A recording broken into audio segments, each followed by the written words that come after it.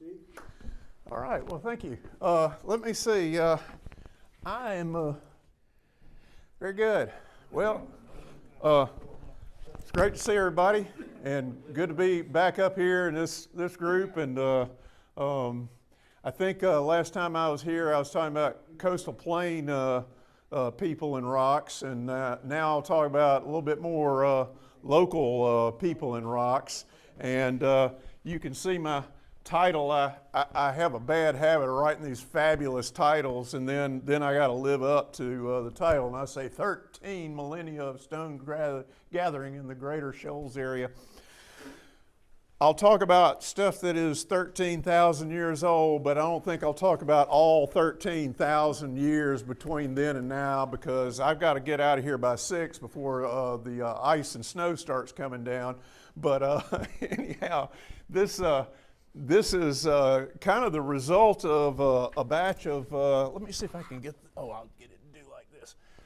Batch of work that I have been doing piece by piece since I was a little kid, but I do work as I have a small consulting company, and I do archeological component of environmental permitting work. So that means that instead of choosing the spot in the topic of research, I research whatever happens to be in the way of whatever happens to be about to be built. So I have to be a great generalist, which means I have learned a whole bunch of stuff that I never would have chosen to learn about. But it also means I've been very fortunate also in that every now and then all the cultural resource management gods all smile on me, and I wind up being dropped down right on top of something that I would have chosen to research anyway. And a couple of the sites that I'll talk about today are right in this area where I had very good luck to be able to work on. So my own background is that as a little kid, in the Birmingham area, I was digging, a trap in my parents' backyard, and the intention was to catch, what I confessed to is I was going to catch the dog, but really I was hoping I might catch my sister in there. And I caught neither of them. But I did in the process dig up an arrowhead, in which kind of, you could see my little 10-year-old mind just splitting wide open when I realized that, I wasn't the first, we weren't the first family to have this spot as the backyard. And in fact, people had been around for a long time in that spot. And then I had the good fortune of being aimed in the direction of a very good archaeologist, Steve Meredith, who convinced me that really I needed to be an archaeologist rather than just simply a trap digger. So anyway, so I ended up studying both archaeology and geology, and I have practiced geology, doing oil and gas geology, and then I have practiced archaeology as mainly permitting, but I also do a lot of research archaeology just on my own time. So this is a little map that I put together, and other people have put it together too, and it's just the state of Alabama and all the different kinds of rocks that, the outcrop of rocks where people gathered stone that you could nap into a useful tool. And I think most of us are going to be very familiar with most of the terms that I'll use, but I'll define a couple of them real quick. I'll say napping, and that's merely, breaking a rock in a controlled fashion to make something that you want out of it. And that in nappable is a stone that you can actually, decide you're going to make a tool and start off with something that looks like this and end up with something that looks like that. That's napping. Then I will say chert a lot, and that merely is, chert is a great big umbrella of silicious rock that it's actually a little bit, there have been great discussions among petrologists, people who like to study rocks themselves, over how should chert be defined, and it is just not crystalline silica, essentially, and it can have all sorts of different characteristics, but and most chert is not nappable. However, some of it is, and it's some of the best stone for napping. And so that would be, the nappable chert is what I would say falls under the much smaller umbrella of flint. And for some reason, archaeologists in North America got out of the habit of using the term flint, but I don't know why, because it's used all around the world, and except for around here. But anyway, so I say chert out of habit a lot. And then I'll say also formation, and that is a term that is thrown around a lot by folks, but when a geologist says formation, they're talking about a particular body of rock that can be mapped on the surface, like these. Each of these different colors, you have different layers of rock, like this little arc right here. That is the Tallahatta Formation. And the Tallahatta Formation is a set of mostly loosely consolidated rock that is only about, at the most 300 feet thick. But we can say, here's where this layer of rock starts, here's where this layer of rock stops. And so, like, there's a real skinny one over there that the furthest east that goes through Clay and Coosa in Claiborne County. That's the Hillaby Greenstone. It's not a layer of sediment.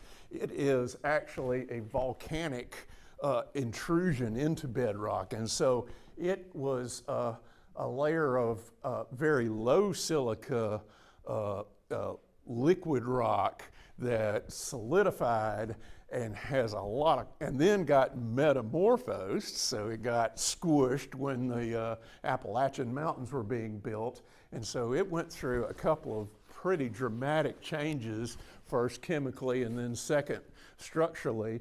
And many, many millions of years later, people found it to be a very useful stone.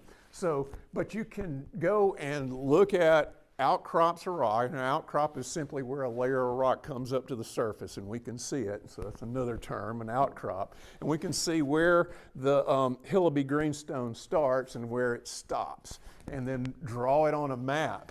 And that way, that becomes very useful to the archaeologist, because if, for instance, I can pick up this one particular artifact and I know exactly where it came out of the ground and all that, then I can look at the form and infer when somebody made this thing, and then I look at the type of rock and say, this came out of the Tuscumbia limestone, and the Tuscumbia limestone only comes out of the green where that uppermost light green color is up there around the Tennessee River Valley.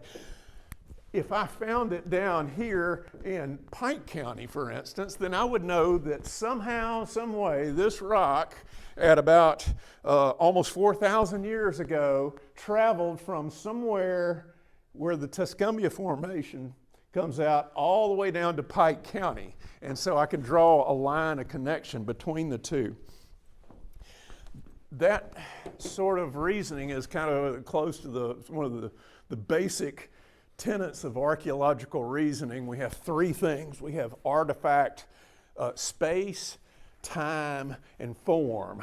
And so space would be where the thing was found. In my hypothetical, this was found in Pike County. We have time. Hopefully somebody has gotten some absolute dates which let me know that what period of time people made this form, and that's the other one, is the shape of the artifact. And that can be applied to all sorts of things, from automobiles to mounds. And anyway, so using space, time, and form, you can infer all sorts of things. And in this instance, we're using form for time, space for where a rock started and where it landed in the archaeological record and form, also to infer time. So anyway, that's what that map is good for the archaeologist. Let's see. Whoop, backed up.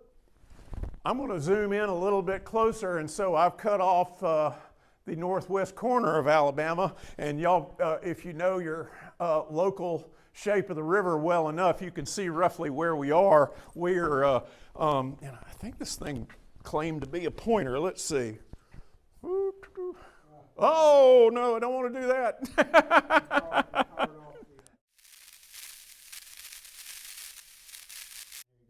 All right, we're back up and going. So here's our map. And so anyway, each of these colors on the surface represent different formations. And so, and I didn't put together a legend for you, but we have this darker gray-green is where the Fort Payne Chert is found at the surface. This brownish area that covers a large part of the Tennessee Valley, that is the Tuscumbia Formation. And then this lighter is both the Hartselle and the Pride Mountain formations. And then we have this kind of darker green being the Bangor Formation. And then on top of all of that stuff is the Pottsville Formation. And so what we have is we're going from these rocks are all tilted at an angle, and I've got a little drawing I made just last night because I was unsatisfied with the other ones, and I'll show you in a minute. But these are all tilted, and so we have the oldest rocks right there at the river. The river is cut down through these different layers of rock, each layer essentially being like a cake layer. Yes, right. And so here it is in idealized cross-section, and my very own uncle, Uncle Steve, you know Steve Mann, he drew this back years ago when he was at the Geological Survey, and so we can blame him if you don't understand it. But anyhow, it shows how we have these bodies of rock. If you slice through it again like a slice of cake, you have all these different bodies of rock that can be mapped separately, and each of them have their own attributes. Some of these produce chert. Now, hit the right button. Back to this map again. Here it is with the idealized cross-section. Let's see. I tell you what, I'm going to jump. Here it is. This is a slide. This is what I drew because I was unhappy with my uncle's thing. This is a cross-section of the Tennessee Valley. Roughly where we are right now would be right here. This is where, if we took a slice of the Tennessee Valley and just chopped it through, here would be the Tennessee River. Down in the bottom is full of alluvium that is relatively recent, Pleistocene and later. And we have the oldest rocks, of course, on the bottom and the youngest way up on the top. And so the oldest in the outcrop in this immediate area, you can go further in different directions to get even older rocks. This is the Fort Payne Chert Formation. So the dark blue is Fort Payne Chert. Light blue on top of it is a Tuscumbia Formation. Both of these are limestones that have a lot of chert in them. Then we have a layer right here. This is the Hartselle and the Pride Mountain Formation. And then on top of that, we have the Bangor Formation. So, and I rode in on 157, and it's a great place to see all this. Although you're hitting it at an angle, where you get it more in rapid succession, all of a sudden my cross section is going down I-65 from, say, Limestone County. You cross the Tennessee River, you have these broad plains. That's all the alluvium that is just all the dirt and gravel and everything that's washed down from the Appalachian Mountains. You jump up a little bit right there at Priceville. That's where you go, well, just beyond the river. From the river to Priceville, you're on top of Tuscumbia limestone. That keeps on going until there's a point, let's see, it's before the Eva exit, where you make the first jump up, and it's kind of, you know, a dramatic little jump if you're looking for elevation change. That is this little bump right here that I've drawn, that is because you've gone from limestone, which is easily goes into solution, to a bunch of clastic rock, the sand and shale, and it does not dissolve in the presence of acidic rainwater, and so it leaves a set of hills. This is called Little Mountain. So if you're traveling down 157, you go through nice flat land, which is perfect for growing cotton and beans and stuff like that. That's how you know you're on top of the Tuscumbia limestone.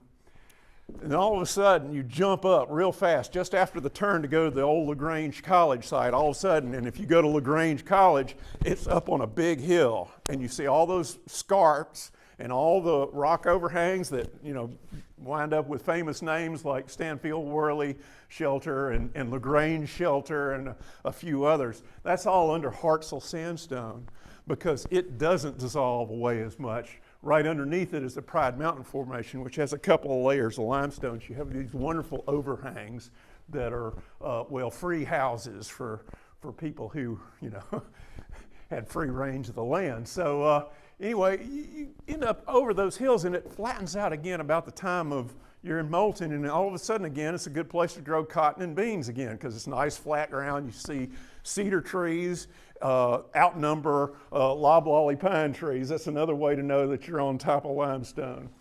And travel on again, and then all of a sudden, you're presented with this thing that looks almost like a mountain, or at least an Alabama mountain, where it goes up again. That's this bump right here, where you get in the Parkwood and Pottsville formations. These are very late on the Paleozoic end of things. It's still kind of ancient to dinosaurs, but that's where, so you're all of a sudden, and again, you'll see, especially up on the edge, you'll see all the Virginia pines, the short leaf, you know, short needle pines. You don't see any cedar trees unless you're on an old house site. And that will let you know that you're out of limestone again. So this kind of stacked layers expresses itself on the surface again in the sequence. So you have these series of colors in bands, and that is the layers of rock that have been tilted up and ground down as much as, well, I don't know, probably around, let's see, it was about 70 million years of erosion from when this was a peneplain. Peneplain is an old flat surface, and this has been eroding down for tens of millions of years to the point where you have this valley, especially where you're underlain by limestone. Now what happens, and the reason why we have this place called Muscle Shoals is because the river cut through after all these years and just burned right through all these limestone layers and then hit the Fort Payne Chert Formation, and all of a sudden it goes, and it's a great thing to look at the map of the Tennessee River. It cuts through this fairly narrow channel all the way down until about the time you hit Decatur, Limestone County, and all of a sudden the river widens out. And so even though the river elevation has been raised, the water level has been raised, it still is about as wide as the river was. So at some points, you know, the river was a couple of miles wide. That's because it went from being in a neat, tidy little channel, all the water running through there, to a very shallow thing because the river had it takes millions of years to cut through a layer of chert, you know, that is as thick as the Fort Payne Chert. So you can see all these big wide area is right where it's cutting into the chert. Not too much further after you get into the Tennessee, the river has already broken through the Fort Payne Chert, and it no longer is this big, wide bunch of shoals. It goes back to being a narrow channel because it's cutting down into layers of limestone and shale that are lower than the Fort Payne Chert. So, why does this all matter to archaeology? Well, you can say if you find a piece of Bangor Chert up here in Muscle Shoals, you know it did not come from Muscle Shoals. It came from either somewhere far to the south, or and I extended this out right over here. You see, we're just beyond. That's the big bend of the Tennessee River. It's right there. There's Green Mountain right there. If you're familiar with Huntsville geography, Green Mountain is just to the east of Huntsville. That is the closest you get Bangor Formation rock, and it does make a little bit of chert in that area to here on the north side of the river. The south side of the river, you have to go across a little mountain formed by the Hartselle Sandstone and get into Moulton Valley, which is on top of the Bangor Formation. So Bangor chert around here is actually, it's an exotic chert. Now, it might have taken somebody just, a day and a half to walk from there to here, but it's not something that you can just reach down and pick up. And so I put one example of Bangor chert. There's a lot of stuff that gets called Bangor chert by a lot of archaeologists who don't know, but it has a set of characteristics which I won't bother to go deeply into. And on top of that, these 4 sites that I put on here to talk about don't have any. Well, they're not on Bangor chert. All right, so let me see. Now that I figured out how to go forward and back, on top of all this, there's a little layer of rock, and we've got some really good examples of some of the types of rock that come from that. If you keep going on 157, you get up on the plateau, and on top of all that is a bunch of gravel, and that is the lower part. This is the Coker Formation of the Tuscaloosa group, and it has a whole lot of chert in it because around a little over 80 million years ago, a lot of the rivers coming off of the Appalachian Mountains cut across some of these very same layers of rock, picked up a whole lot of mostly Fort Payne chert, but also a few other layers of rock, and it becomes these clasts, these gravel clasts, and a clast is simply a rock fragment that's carried by water and put it in a place. This is a great example of it. This is a piece of conglomerate, which is nearly all chert clasts. It's cemented together. There's one, no, that's chert too. This is a great rock. Anyway, it's cemented together with an iron oxide for the most part. They're often, and on these things, is also cemented with silica. That's all a petrology discussion. But so you find this, and I put a little picture of Horse Creek chert there. That's where a lot of the Horse Creek chert actually is picked up out of the Fort Payne Formation, tumbled around in this Cretaceous sea, redeposited, soaked in iron oxide, and then somebody found it and made a really nice point out of it. Going backwards. Whoop, yep. Bangor Formation. Now we're getting into local rocks. And you can see how local. This is right down the street from here. That's the bluff right there, looking across the Tennessee River from here. This is the Tuscumbia limestone. And it was first recognized as a major source of knappable stone by Walter B. Jones back in the 1930s in the original Wheeler excavation and archaeological report. But very shortly after that, people forgot that, and I wonder whether it was DeJarnett's beef with Walter Jones or not, but the geologists called it right, and then everybody at the university for the longest time would call this stuff Bangor, and they were so wrong. This is Tuscumbia chert, and we've got a few really good examples right here that Hayes brought of Tuscumbia chert, and that's a lump of it that I pulled straight out of an outcrop of the Tuscumbia limestone formation, just a little bit upstream from here. But anyway, the stuff is, perhaps I shouldn't, well, it's mostly the blue-gray. It's slightly translucent. In contrast to Fort Payne chert, it is relatively uniform. And this was a great piece of it because you can see the cortex right here. And that's some of the rock that the chert came out of. And it is distinguishable from Fort Payne chert if you look carefully. Anyway, but you can see here it is in its natural state. This is from a little bit further upstream from here, but all these dark lumps are all pieces of chert that are encased in limestone. So if this is 6,000 years ago, and I want to make myself a spear point or a knife or something, and I go to this rock, I'm not going to have a lot of luck. It's encased in limestone, and it would be a lot of work to get out, and I might actually end up destroying the rock. So I'll get to in just a little bit how it came out. Then, this is one that we get even more of, and this the Fort Payne Chert Formation. And one thing that you can use very easily to tell when you've got Fort Payne Chert is see these little whiter areas within the blue-gray. These are slightly agatized chert. In other words, it's got a little bit of a crystalline structure instead of just a glob of chert, of silica coming through. You see these little vugs that filled in. You see up here on that in that Dalton point, you see all the whiter blotches. That's all agate within amorphous chert.